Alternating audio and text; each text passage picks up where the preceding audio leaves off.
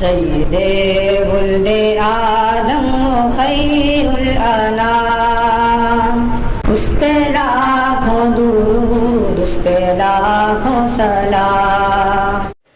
हकम हजरात नोट फरमाएं, माइक पर हैं मुसाहिम नंबर 87 87।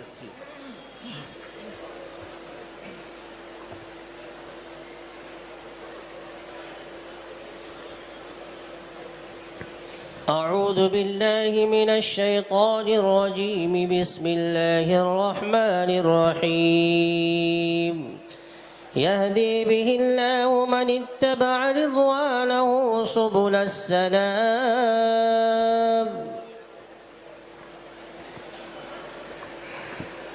أعوذ بالله من الشيطان الرجيم بسم الله الرحمن الرحيم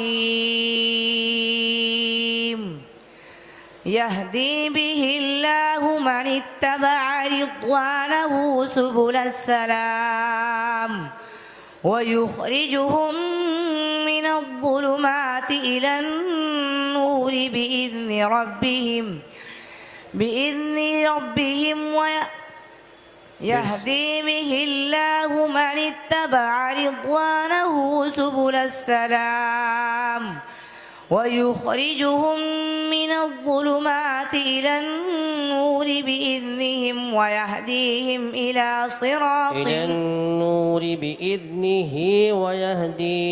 إلى صراط مستقيم يهدي به الله من اتبع رضوانه سبل السلام ويخرجهم من الظلمات إلى النور بإذنه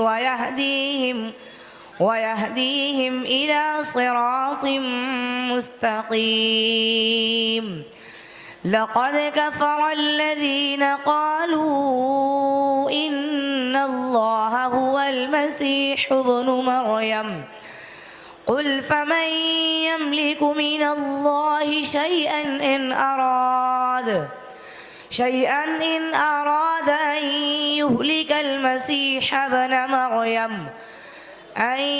يهلك المسيح ابن مريم وأمه ومن في الأرض جميعا ولله ملك السماوات والأرض وما بينهما يخلق ما يشاء والله على كل شيء قدير وقالت اليهود والنصارى نحن أبناء الله وأحباؤه قل فلم يعذبكم بذنوبكم بل أنتم بشر ممن خلق يغفر لمن يشاء ويعذب من يشاء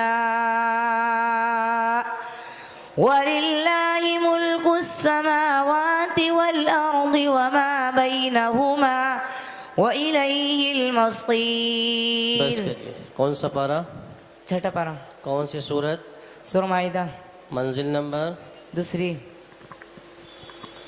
أعوذ بالله من الشيطان الرجيم وما كان الله ليعجزه من شيء في السماوات ولا في الأرض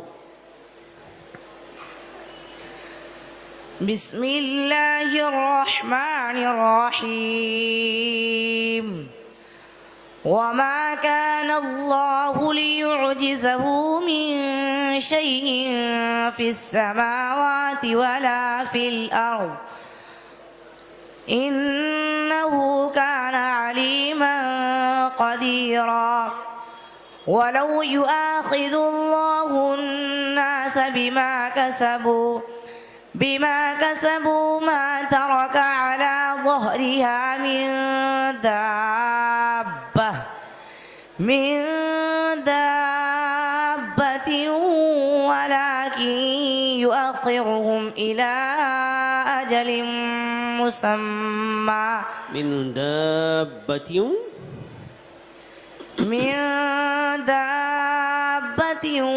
ولكن يؤخرهم إلى أجل مسمى فإذا جاء أجلهم فإن الله كان بعباده بصيرا بسم الله الرحمن الرحيم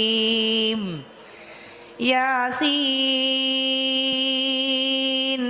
والقرآن الحكيم إنك لمن المرسلين على صراط मुस्तकीम। बस कौन सा पारा है? 22वां पारा। सूरत सूरह फातिर और सूरह यासीन। मंजिल 5वीं मंजिल। أعوذ بالله من الشيطان الرجيم بسم الله الرحمن الرحيم فأخرجنا من كان فيها من المؤمنين فما وجدنا فيها غير بيت من المسلمين بسم الله الرحمن الرحيم فأخرجنا من كان فيها من المؤمنين فما وجدنا فيها غير بيت من المسلمين وتركنا فيها آية للذين يخافون العذاب الأليم وفي موسى إذ أرسلناه إلى فرعون بسلطان مبين فتولى بركنه وقال ساحر أو مجنون فأخذناه وجنوده فنبذناهم في اليم وهو مليم। बस कीजिए। पारा बताएं कौन सा है? 27वां पारा सूरह दारियात। मंजिल बताएं। 7वीं मंजिल। ठीक है, बेहतर।